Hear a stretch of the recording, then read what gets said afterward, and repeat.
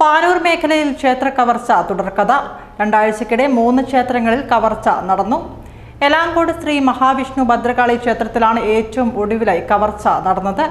ഭണ്ഡാരങ്ങൾ തകർത്ത് 28,000 രൂപ മോഷ്ടിച്ചതായി ക്ഷേത്രം ഭാരവാഹികൾ പാനൂർ പോലീസ് സ്റ്റേഷനിൽ പരാതി നൽകി. വെള്ളിയാഴ്ച പുലർച്ചെയാണ് ക്ഷേത്രത്തിൽ മോഷണം നടന്നത്. ക്ഷേത്രം ഭാരവാഹി ടി നിതീഷ് രാവിലെ വിളക്ക് കൊളുത്താനെത്തിയപ്പോഴാണ് മോഷണ വിവരം അറിയുന്നത്.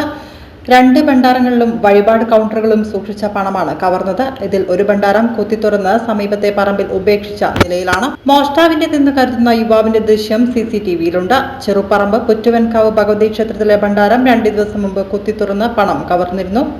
ക്ഷേത്രം അധികൃതർ പരാതി നൽകിയതിന്റെ അടിസ്ഥാനത്തിൽ കൊളവല്ലൂർ പോലീസ് കേസെടുത്ത് അന്വേഷണം ആരംഭിച്ചു. 4 ദിവസം മുമ്പ് പൂക്കോം കല്ലുള്ളപുരത്തിൽ ക്ഷേത്ര ഭണ്ഡാരം തകർന്ന് പണം അപഹരിച്ച സംഭവമുണ്ടായി. തുടർച്ചയായി ഉണ്ടാകുന്ന ക്ഷേത്രമോഷണങ്ങളിൽ ആശങ്കയുണ്ടെന്നും പോലീസ് കാര്യക്ഷമമായ അന്വേഷണം നടത്തണമെന്നും എലാങ്കോട് ശ്രീ മഹാവിഷ്ണു ഭദ്രകാളി ക്ഷേത്രം സെക്രട്ടറി വിജിത്ത് കുമാർ പറഞ്ഞു.